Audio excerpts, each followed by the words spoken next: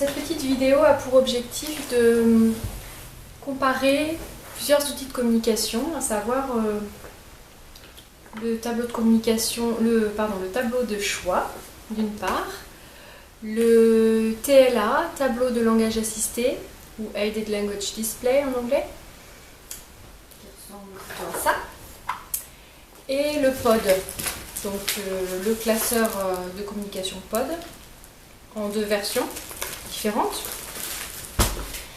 Donc, quelle différence il y a entre ces trois outils et quel usage on fait de chacun d'eux? Pour faire cette comparaison, on va prendre l'exemple d'une situation où l'enfant nous demande un DVD. Donc, la première stratégie la plus simple, c'est probablement pour l'enfant qui ne peut pas parler, qui n'a pas les outils pour communiquer. S'il veut regarder un DVD, il va se diriger vers la télévision, vers peut-être le casier avec les DVD, et il va commencer à prendre toutes les boîtes l'une après l'autre pour trouver celle qui lui convient. Donc ça nous met dans une situation un petit peu compliquée. Voilà, si à chaque fois qu'il va regarder un DVD il fait ça, ça va être complexe. Donc ce qu'on peut faire ce qu'on peut adopter comme stratégie, c'est proposer un tableau de choix. Donc par exemple pour les DVD, on a pris en photo chaque jaquette, et comme ça on les a donc imprimés, plastifiés, et comme ça il peut choisir rapidement parmi voilà, les DVD ce qu'il souhaite, pardon. Donc on a une autre stratégie, très rapidement parce qu'on est sur le sujet, mais voilà, où nous on a rangé dans une petite pochette tous les DVD, parce que l'inconvénient d'un tableau comme ça, c'est qu'il faut l'actualiser à chaque fois qu'on achète un DVD, et donc ça veut dire réimprimer, etc. etc. Donc c'est vrai que c'est un petit peu fastidieux.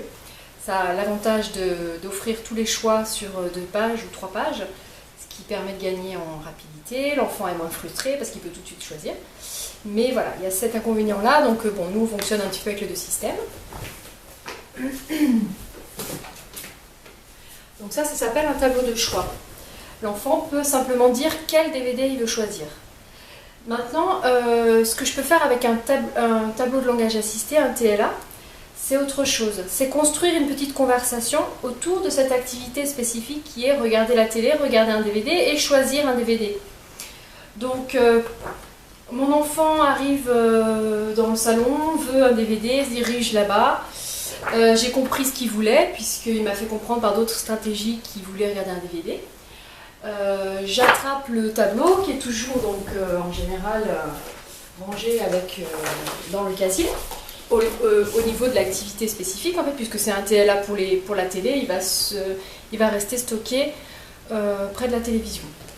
Donc avec ce tableau, je vais pouvoir lui dire, construire une petite conversation et lui poser des questions, et lui va pouvoir me répondre. En fait, vraiment une vraie communication avec un échange à 2 niveaux.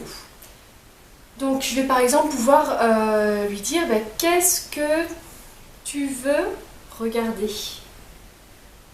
Je ne suis pas obligée quand je m'adresse à lui, de pointer chaque picto que je dis. Je peux simplement me contenter de dire, par exemple pour l'enfant qui est en train d'apprendre à se servir d'un TLA, qui en est au tout début, qui n'a pas forcément la capacité de pointer plusieurs pictogrammes à la suite, je vais construire donc l'apprentissage petit à petit. Et au début, je vais peut-être me contenter que de dire qu'est-ce que tu veux regarder? Ou alors, tu veux quoi? Tu veux regarder quoi? Ensuite, donc, je peux élaborer encore d'autres phrases. Par exemple, tu choisis. Donc, imaginons que l'enfant me pointe télévision. Avec son doigt, ou en tapotant, ou avec le poing. Voilà, il y a plusieurs façons de valider un pointage. Et la façon dont l'enfant va pointer va nous obliger à adapter aussi le support. Donc là, il y a par exemple 2, 4, 6, 8 et 8, 16 pictos par page. Si l'enfant a du mal à pointer de façon précise, on pourra mettre moins de pictos par page, ou au contraire plus de pictos par page, pour dire plus de choses dans le contexte de la télévision. Donc là, si l'enfant me montre télévision, je dis tu choisis toi. Tu veux le DVD, tu veux le dessin animé, Et là, bon, il va peut-être arriver à me dire DVD. Alors je reprends, ah d'accord, tu veux regarder le DVD. Donc à partir de là, je vais pouvoir, il va falloir choisir le DVD, donc je vais pouvoir passer à mon tableau de choix qui va me permettre d'aller un peu plus loin et de savoir exactement ce qu'il a envie de regarder. Et voilà, avec ce tableau, j'ai pu construire une conversation autour de cette activité spécifique. La limite de ce tableau, c'est que je ne peux pas parler d'un événement qui arrive ou de ce qu'il a choisi de regarder ou le petit frère arrive de l'école. Voilà, je peux pas. Ma conversation est limitée à ce que j'ai comme vocabulaire sur mon tableau. Et forcément, c'est limité au domaine de la télévision, là, en l'occurrence. Et des petits mots voilà, rapides. C'est pourquoi le pod est intéressant à ce niveau-là. Parce que là, c'est un outil qui n'est pas spécifique à une activité. C'est-à-dire que je peux tout dire à tout moment et en tout lieu. Si j'ai toujours mon pod avec moi, je peux voilà, aussi bien parler de choses très spécifiques que de choses générales. Et surtout, le gros intérêt, c'est que je peux passer d'un sujet à l'autre sans avoir besoin d'aller chercher mon nouveau tableau ou voilà, en ayant toujours mon vocabulaire en fait à disposition. Donc, je vais vous montrer un exemple de comment je pourrais utiliser le pod dans la situation du DVD. Donc là, on a un pod 9 pages par case, 9 cases par page, avec une ouverture sur une page. C'est-à-dire que voilà, on fonctionne en A4 et on tourne les pages comme ça. Moi, je suis le partenaire. L'enfant, lui, se contente de pointer les pictos qu'il veut dire. Donc moi, j'oralise ce qu'il pointe. Et je suis la navigation. Il y a une navigation qui se fait toute seule en fait. Donc par exemple là il y a un petit chiffre qui m'amène à la page numéro 2 où là ça veut dire tourne la page. Donc je suis simplement les instructions que me donne l'enfant en fait. Donc s'il veut me dire qu'il veut regarder un DVD, comment va-t-il procéder? Je fais la version idéale hein, bien sûr. Donc il va me dire ajouter quelque chose.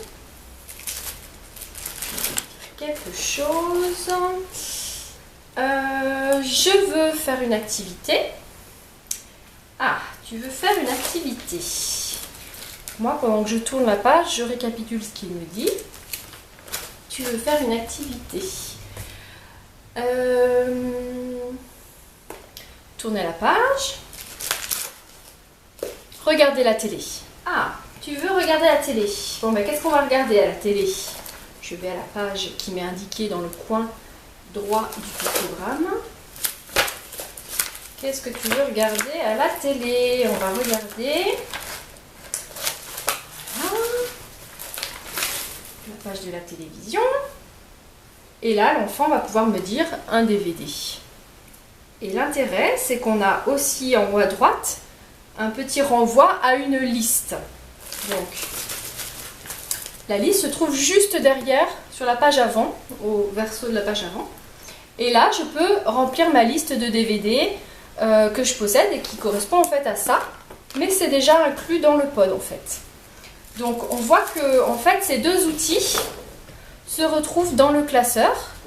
Et à chaque situation spécifique, un tableau spécifique qui se retrouvera dans notre grand pod qui contient voilà, beaucoup de vocabulaire, organisé d'une façon assez structurée et rigoureuse. Et voilà, l'intérêt c'est que ça nous permet de parler de tout avec tout le monde et à tout moment. Je vais vous montrer la même chose avec un pod ouverture sur 2 pages cette fois et 70 pictos par page, 70 cases par page, où l'organisation n'est pas exactement la même que sur le 9 par page. Là, à ce stade, l'enfant est capable de construire la syntaxe de la phrase, c'est-à-dire qu'il n'a plus besoin de passer par des branches pragmatiques. Voilà, je n'ai pas détaillé tout à l'heure, mais ce fera peut-être l'objet d'une autre vidéo. Donc là, l'enfant est capable de naviguer grâce à des catégories pour formuler son message.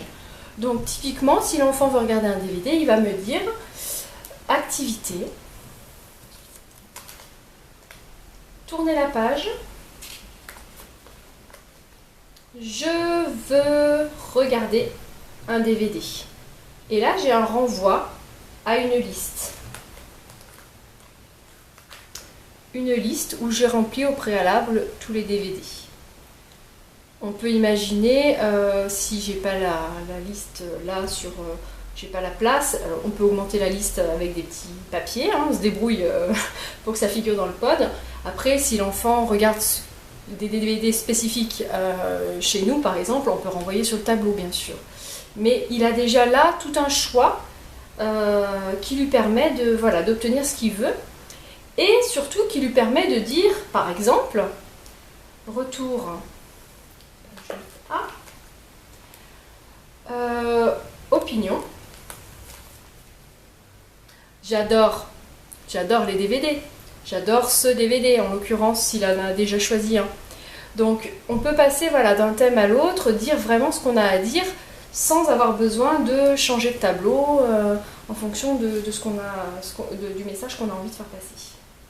Retour page 1. Voilà, donc par ce système de catégories et ce système d'activité de vocabulaire prédictif, c'est-à-dire que j'ai tout le vocabulaire qu'il me faut pour construire une phrase, je vais pouvoir élaborer mon message rapidement et facilement. Et c'est vrai qu'avec ce système, on a moins de pages à tourner parce qu'il y a beaucoup plus de pictos par page. Voilà donc la différence entre ces trois outils qui n'ont pas la même utilisation, qui ont chacun des limites, des avantages.